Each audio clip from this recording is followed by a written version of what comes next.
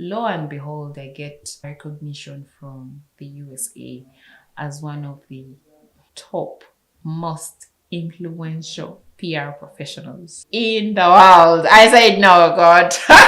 It was just because I harnessed the power of social media, the power of technology. You have like a persona which you let people see that may not be all of you. And then you have that hidden other talents, gifts, skills that you shut out. And for me, I'm like, you need to come as a wholesome. Don't show us some aspects and leave out the others, because it's going to be very hard for us to relate with you and your story. Welcome yet again to another episode of the podcast on Uganda. Today we're in luck. We're on the segment on sectors, and we have none other than the General Secretary of the Public Relations Association of Uganda. But also, she is a communication strategist. She recently graduated with a master's degree, but we are pretty much excited about her research in helping executives leverage personal branding, have more visibility, and also influence within their organizations and outside their organizations. Welcome to the podcast, Lynn. Thank you. I'm excited to have you. Thank you. I am honored to be here. I love what you are doing in the Uganda development space and enthusiasm to carry out all these. I'm in the studio. If you're here, you would know what I'm talking about. Like, these guys are so structured in the way they are trying to make you have this information. And for me, I feel like we need more of you guys. Thank you. You're in the right place, first of all. Proud. Yeah. Congratulations with that role. Thank you. Now the Deputy Secretary General for the Public Relations Association of Uganda. That's the body that brings together all PR professionals, communicators in the field, so we can have one voice and stand for our profession and our ethics, integrity. You mentioned it. How's that going? It's going great. For many years, PR has been confused with marketing or advertising. Those are different fields. We are getting to a point where every organization is having a PR unit. What that helps is you're able to anchor the messages of the organization and tie them to national development goals. Let's talk about Uganda development in general and how your corporation organization is helping in that regard. Yeah. So really, we love to guard our reputation in the organizations we are in as PR professionals, but also amplify the voices of those that would have remained unheard. We craft emotion-evoking stories. We are authentic, so people get the bigger picture. Yeah, we're not just selling. We leave that for marketers. We're not just doing things for pay. That's for advertisers. We are strategic in the way we communicate. Speak on something that even the person in the grassroots level will understand. Yeah. So that's what we stand for in PARA. I love it. I think that's very long term. People always want quick wins. Yes. Okay, give me this many likes, give me this much reach. How long has PARA been in existence? 1976. No. It's so old. But the appreciation has grown over time. In 1976, I don't think people appreciated it as much as the PARA was set up. But right now, even in big organizations, you still find there's only one PR person, which makes sense. The world has evolved. You're into communication on digital channels. The technology integration aspect makes things simpler, but also you need more tailored approaches and solutions and capacities. Hence, the need to have a fully fledged PR unit or department. Yeah. Okay. That's exciting. So congratulations with that new role. We're quite excited to hear now what your research findings. I did a master's in strategic and corporate communication at Makerere University, my alma mater. I didn't think I would do my master's here in Uganda. After months and months of applying abroad, I ended up with 90% funded, and I have to fund my 10%. And I'm like, no, if it's not 100, we're not doing it. No. At the time, the course I wanted was not at Makerere. So you either had to do both journalism and communication, but there's no just PR alone. The year I was about to give in and do journalism, since it's the only available course, they introduced the new course that I wanted. So I was like, thank you, Jesus. It's been 2 years. I also had an opportunity for an exchange program in Norway at Oslo Metropolitan University. It's in conjunction with Makerere. And I was able to get the inclusive education that I was looking for after all. So then for my research, I had for a long time seen how my personal brand always stood out. People would mention my name before they mention the startup. And I'm like, so my personal brand can even be bigger than the company brand. Or there were instances where they knew the brand name, but they didn't know me. And so when I say the brand name in the fintech space, for example, and then everyone will be like, we know that fintech. And then I associate myself with that. And they say, oh, so you're a fintech guru. And then, so that's how it started. Just, loose talk, networking and all that. Yeah. And then before I know it, because I was really good, I am really good at my job. So I was talking about the fintech sector and how it's evolving, the work we do, storytelling that touches hearts, getting investors in, partnerships, doing something. I'm doing something for myself as a PR of this company. I talked about what I was doing every chance I was given on my own platform, networking events, panels, moving around the East African region, talking about enthusiasm. Yeah. And people see through the authenticity. The energy offline is the same energy online. And that paid off. That's how I discovered online personal branding. I am going for my master's knowing what I'm going to study. I'm going to help SMEs, startups, large, medium corporations. I am going to talk about the power of online personal branding for top executives and how that impacts them and their organizational perception. The findings. I had a case study. He's a popular guy called Dr. Paul Kasenene, a health professional in the nutrition and wellness space. So what does he do? He sets up an X social media platform, his handle, and he's talking about wellness and healthy eating, why certain foods should not be eaten, crossing some guys, but being authentic and saying, guys, do not eat such a meal, putting the picture out there. I was trying to look up Cedric's arrival, but then I saw on X, what's his name? Uncle Mark? Yeah. He had a picture and a meme of him saying, Dr. Kasenene, wait to tell me what to eat. Yes. And you see, he has become a household name in wellness and healthy eating. So first, you realize you have to do a self-reflection test, find out what exactly you identify as. You can get this from your skills, your passion. Those are his passions, health and wellness. It could be your skills, your passion, your lived experiences. Say someone is going through a divorce right now and it's been 5 years since they've been going through domestic violence. It's part and parcel of them. Like, they can't seem to get this off of them in their mind, in whatever they are sharing. That can be the anchor to what you tune your personal brand. So it can be anything. The guy said, I am a health and wellness expert. I love to see people thrive in their bodies through what they eat. I'm going to continuously talk about this. So he became consistent. And then I have a wellness clinic where I can have anyone who wants to change be changed from there. So you see, he's making money at the end of it all, but he's practicing what he loves. Instead of going and you're just posting things that you're not particularly interested about, that are trending, you want to fit in, right? So you end up not loving anything because you're not talking about it. And that's the thing about personal branding is you have like a persona which you let people see that may not be all of you. And then you have that hidden other talents, gifts, skills that you shut out.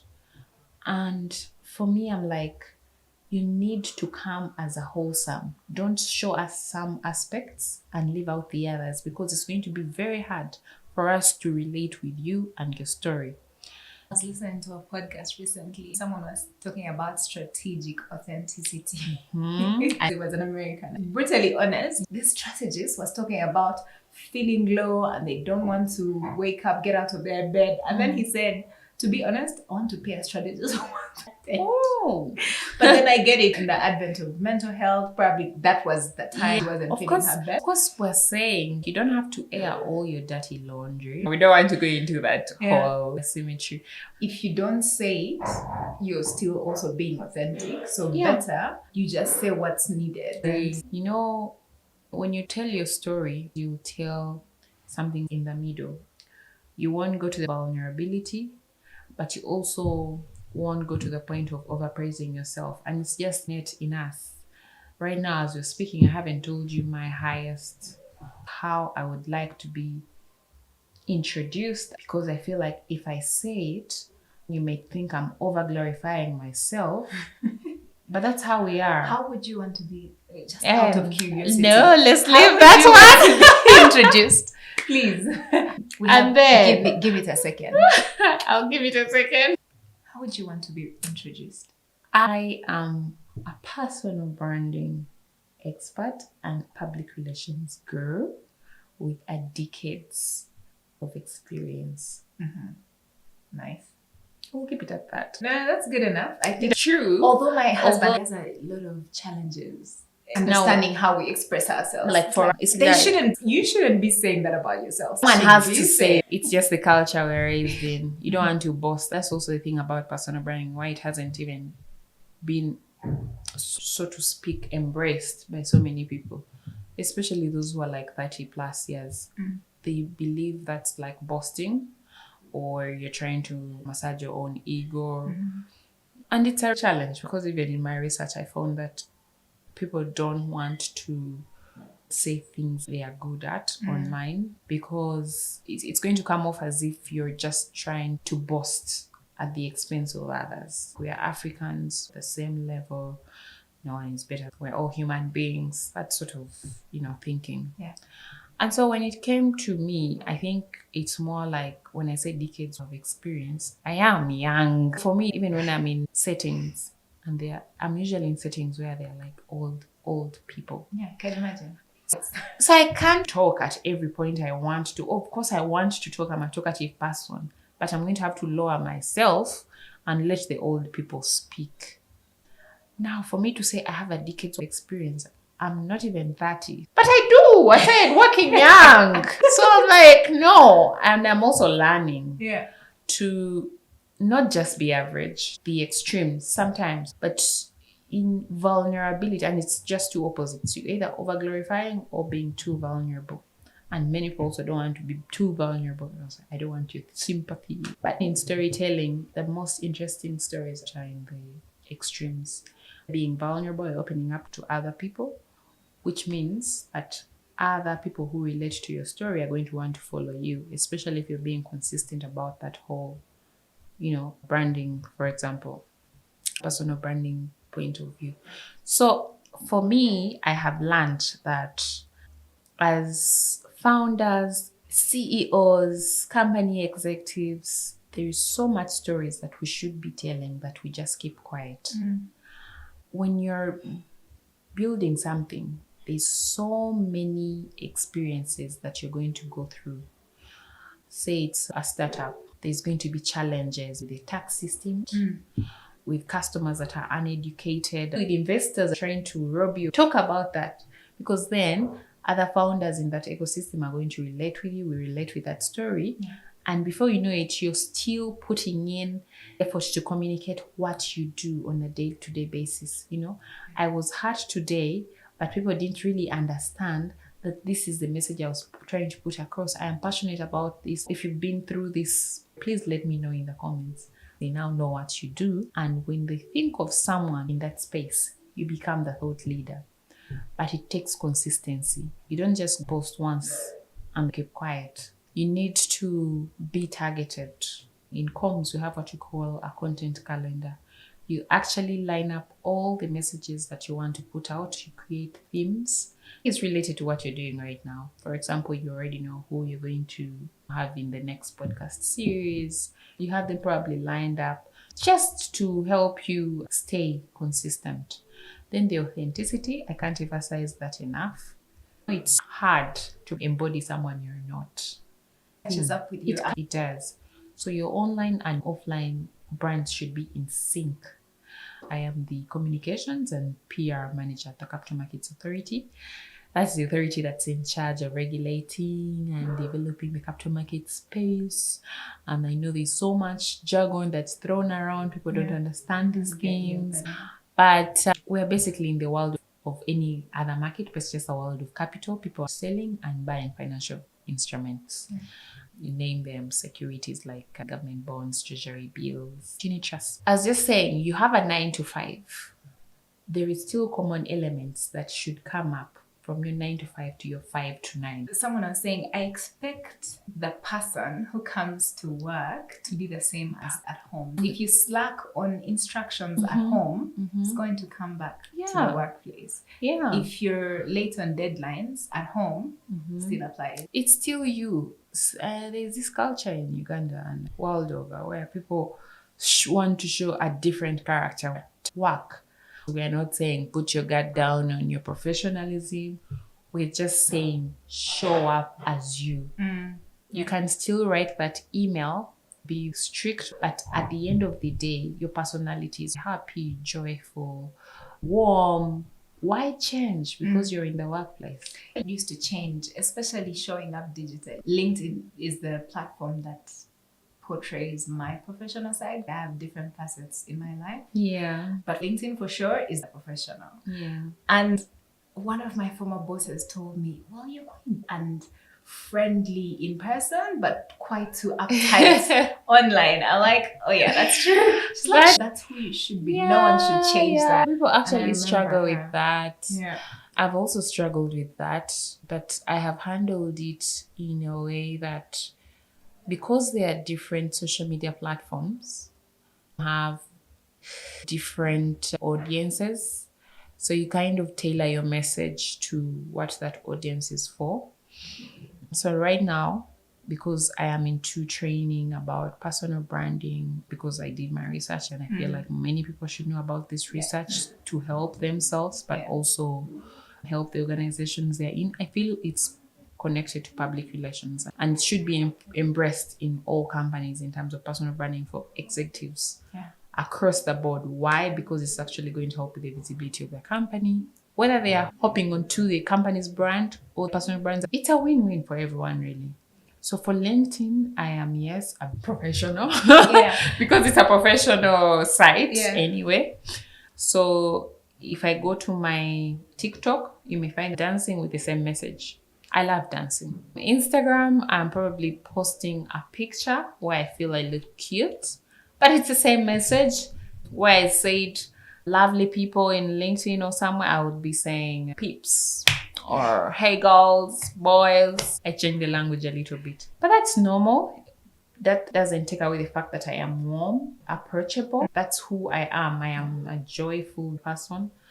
For executives that struggle with putting themselves out there, they could just look at one platform to start with, LinkedIn. And in LinkedIn, they can tell their professional story of why they started. Just communicate about those, because most of these CEOs are busy running around in meetings. They don't have time to communicate what they do. But actually, you need to humanize that brand. Otherwise, people will not actually relate to you. Most of us have impactful stories as company brands driven by actual human people. When you say MTN, CMA, Pepsi, it's not just brands, it's individuals pushing that brand. Now, those individuals should come out. Gone are the days of the influencer gigs, an era of influencer. That time when influencers gigs had just come, everyone wanted to become an influencer. Do you know what it is now? Personal branding. Everyone should have a personal brand and put it on digital channels. If you Google your name right now on ChatGPT, ChatGPT is not going to care whether you personal brand or not. There is going to be something that is going to produce. And is it something that you want to see? If not, why blame it if you have not even put in the work to go and change what you want to be viewed as? There's a desired identity and a perceived identity.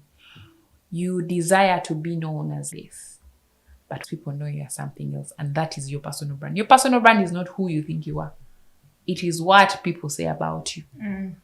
When you're not in the room, what will people say about you? If we have never seen skill that you claim if you've never seen the experiences that you claim you have, you don't talk about them. If you don't talk about your passions, how are we supposed to root for you in a room where you're not? You understand?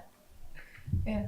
We are living in a tech-saturated world. Algorithms are at work, fetching all the data that's out there for you. If you last posted in 2004 and there were pictures of you in a mini skirt dress, my friend, those are the pictures that are going to show on Google when someone Googles you.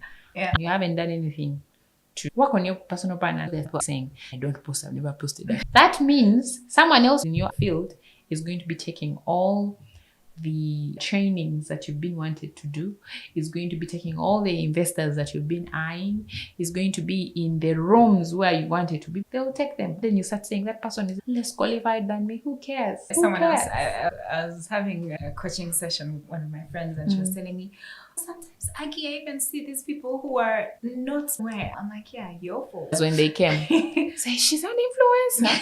Let's go. Let's go, boy. Yeah. For you, where were you? In your room trying to watch entertainment, whatever it is. Gone are the days when people are going to speak about you. I need to speak about myself. I'm like, Yeah. you got it, girl. Yeah. People are Too busy to speak about you. Absolutely.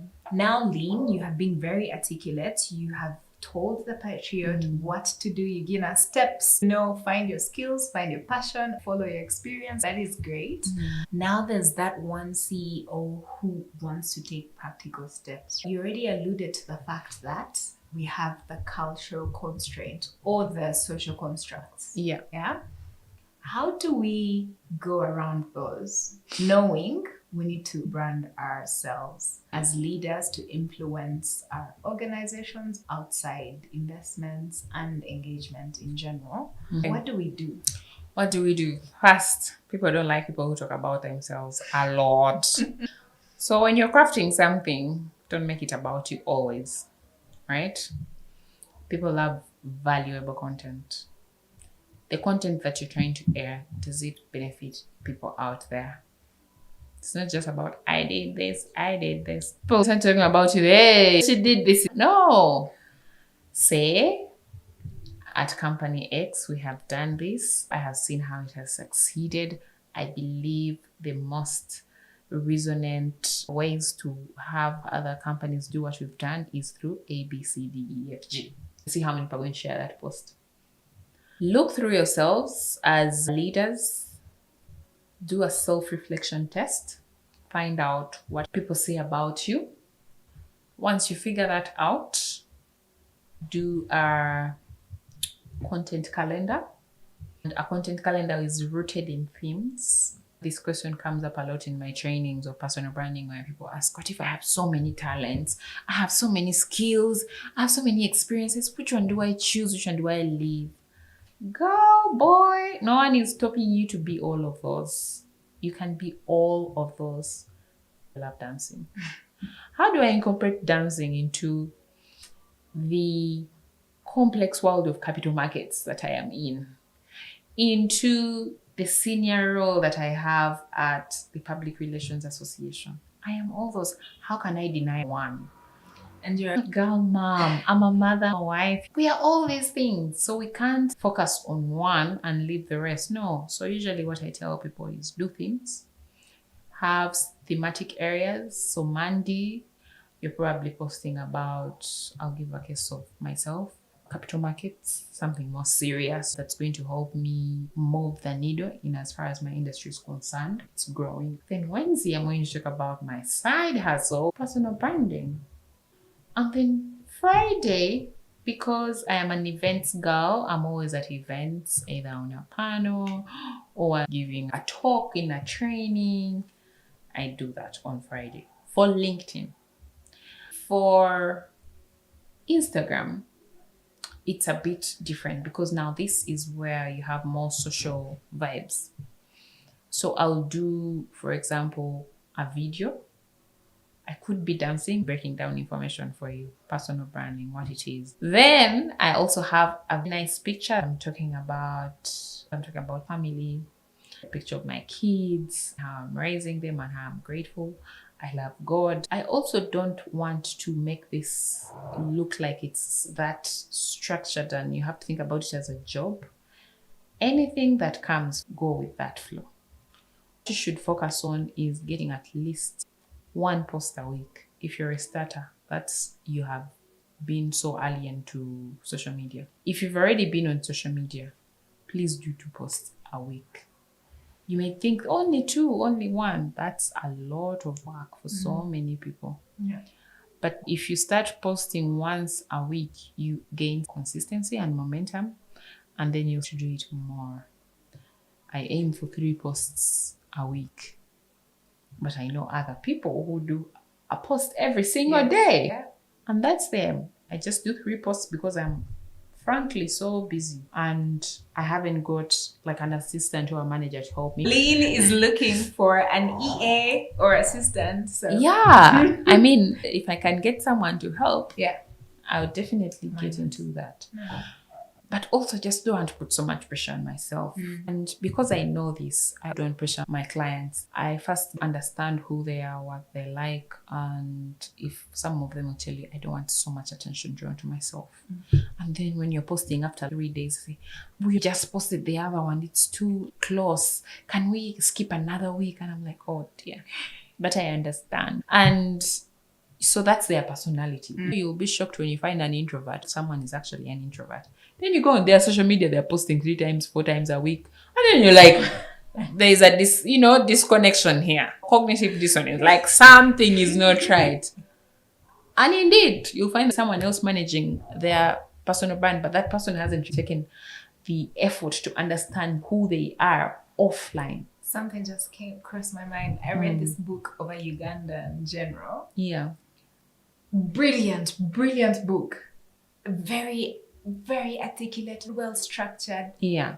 I had the guy speak once. And you're like, there's no way this guy wrote this book. No. No way. Right? Yeah. That's the problem with some of these social media managers. Even the so-called influencers. I have nothing against influencers. But you remember when influencers just come on board and they are jumping on each and every gig and they are posting about each and every gig. Today they are in mineral sector. Tomorrow they are going to be in bakery. The other day they are going to be in tourism. And you're like, what does this guy actually do? Something is disconnected. It's not authentic. Compared to someone who has started a bakery business and all they post about is tips in baking. Now you know that if you're thinking anything baking, who comes top of mind? That one. Because you're not having people in every space. Once you get a niche and focus on that niche, then you're going to go in depth. That means you're going to gain a following just dedicated to that space. And those are the ones that are going to give you real value in terms of monetary gain. Because now, even when you have a company that's coming in as a sponsor for your brand and it's probably a bakery product, everyone watching that video is a potential buyout. Yes, I was talking about these tips. So content calendar, get the number of days depending on how comfortable you are. Tell your story. Personal branding is just about your story. I was moving home today and then this truck driver knocked me and I tried to stand up for myself, but because of my woman, this person said, to hell with you. I'm not going to pay you any damages because of the skirt you're wearing and all that stuff. And then you go and talk about it and before you know it, you're building a whole community on women empowerment. And not just by mistake, but because you're actually passionate about this. Yeah. And it happens to be that you are leading an NGO world that is empowering women. So there's that whole correlation that comes with it. And for me, I'm just thinking out and saying, if you are not talking about what you do, who do you expect to talk about it? If you're the leader of this SME, of this organization, You're the face behind this organization, right? You're the vision bearer, the brand custodian. Why are you keeping quiet online? Question. Yeah, it's not making sense. Lynn, I love your energy. I love how also simple you have really broken it down for the CEO or for any individual, right? To come out of their shell, especially brand custodians. That's very well received. I wonder where the gaps are. There's so many gaps. Most of us are saying, I need the perfect picture, the perfect video to start. You don't need to be perfect to start. To start as you are right now. It's a journey. You don't have to wait for the perfect moment. There is no perfect Otherwise, it moment. won't come. It will never It will come. be in your eulogy. You've gone there so fast. Oh my god! Oh my god! Someone, yeah, one of my old bosses, Mr. Ona, he was quite chill, but a really nice boss.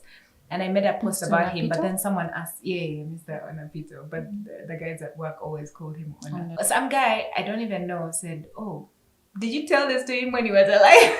Oh I'm no. like, I wish I would, yeah. That's But, the thing, yeah, guys. That's so- the thing. so You're the there. They're scared because what will ABC say about me? How will they look at me when I am talking about empowerment, my divorce, or being vulnerable about how I was knocked by the other dude who refused to say sorry? How am I going to tell my story? People are too busy doing their things to worry about you. And even if they did, you only have one life.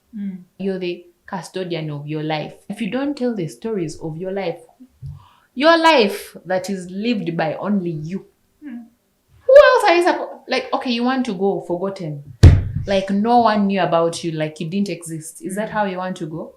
You want to be remembered, sent a legacy. You want to help others. Your information and memories are going to actually be out there for others to learn from. Why be selfish? You're the CEO of this bank and you're just shutting up about all your lived experiences of how you built the bank from scratch. Why are you being that selfish? Yeah. And you're a woman. How are you supposed to, there's that young girl, Akello, right down there in a dollar or whatever. This young girl wants to be a female banker CEO. And no one that is telling the story. And the story happens to be that they were all from Japadola. There's no relation. No one can Japadola relate is a to your tribe, story. not a location. Yeah.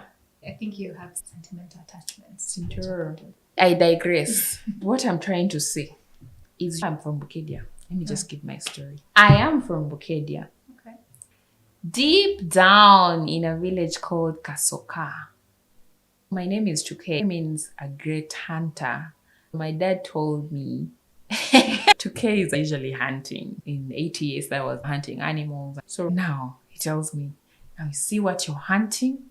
You're hunting personal branding, you're hunting public relations, you're hunting to be like the expert, the guru, the one that is a thought leader in this space. That's what I'm hunting. When people look at me and I tell them I am Atesot, they don't believe me. I'm actually from Bukedia Asoka village. They don't believe me. Why? Because of this narrative of if you're coming from that side of the world, won't make it to the level. Sorry, I went to the But physical. That's the thing. Even if it's not that, the opposite would be a girl from my village inspired because another girl from that village walked that journey. That's why I believe sharing people's stories. It goes a long way. Just like what you're doing, you're helping. This is a platform. You're helping people share their stories to touch many lives. And there's someone who will tell you, no, I'm not coming because I'm shy. I don't feel like that's right. I don't have a lot to share.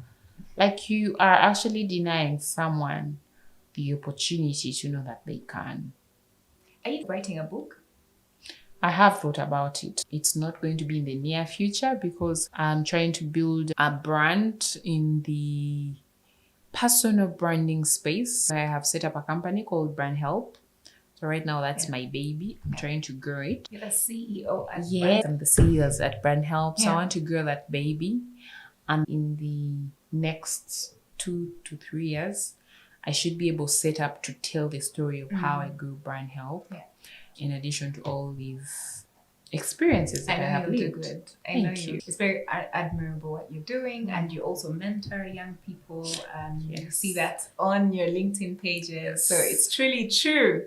The energy here is the same energy you get on LinkedIn as well. She's gladly sharing her insights that she has gotten along her journey, which is impressive to see that young female leaders are taking up spaces, but also taking along other young people with them. So it's brilliant.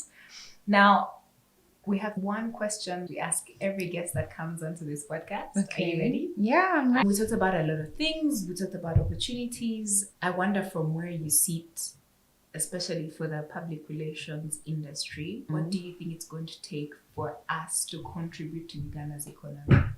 Because the World Bank projects that Uganda is going to achieve a middle-class economy by 2040. But with our contribution, what do you think it will take for us to get there? I'm fist bumping her for that question because it's a pertinent question. What it's going to take us is online personal branding. And I am not being cliche about this. I have actually thought about this. If each of us were positioning to drive real change in our communities, in our families, and it's really positioning, and you're being intentional about it in your work, then URA comes for you. She's making this much money. Okay.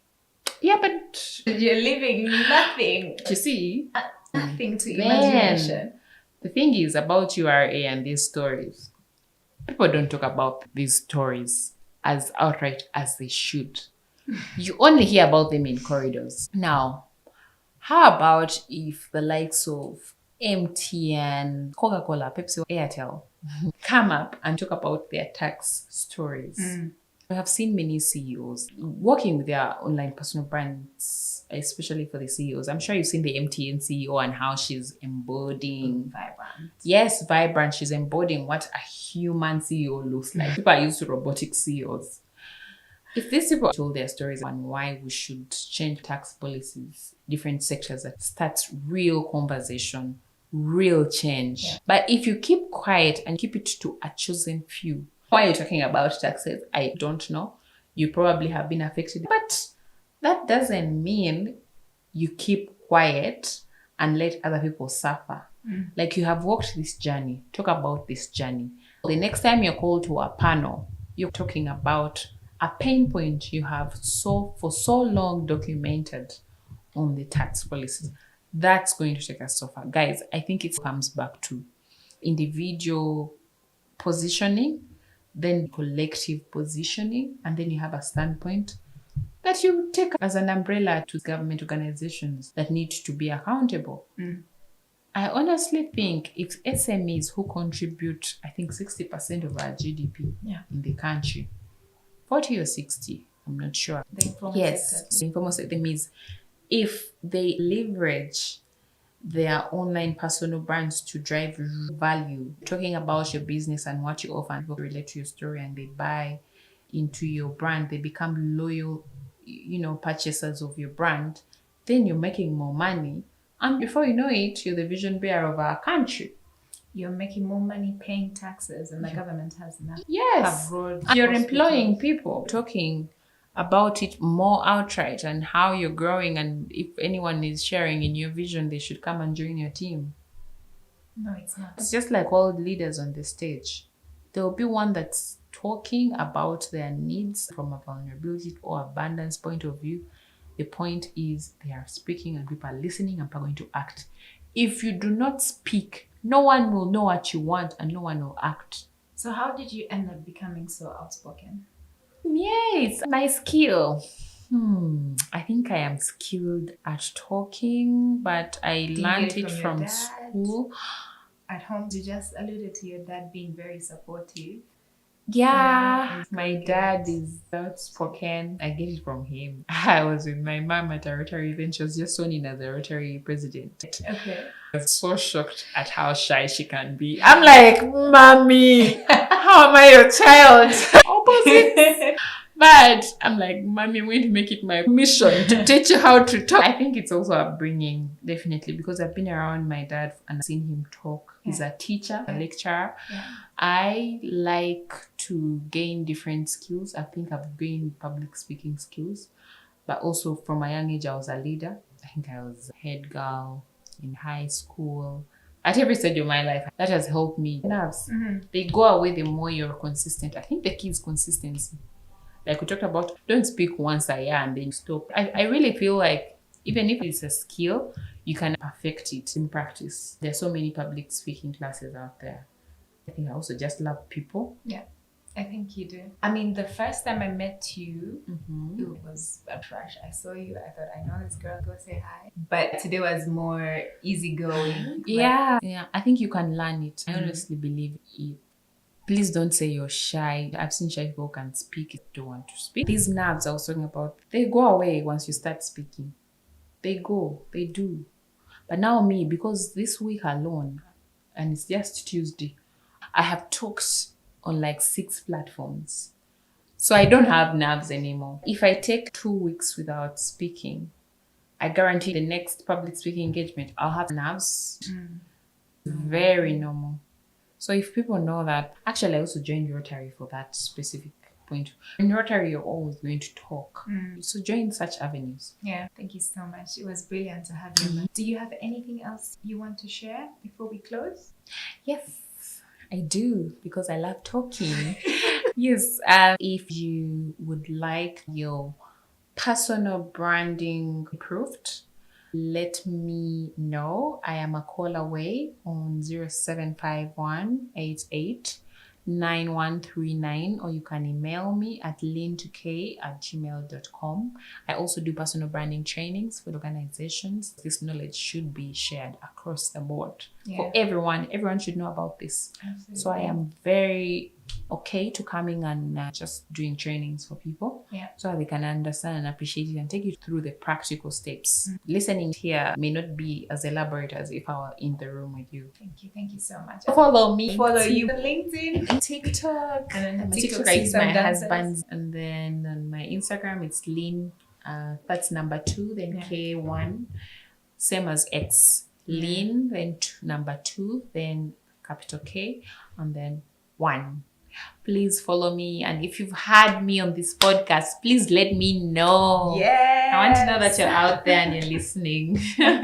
Thank you so much, Lynn. I know this has been very powerful, and we're much better now with these insights for sure.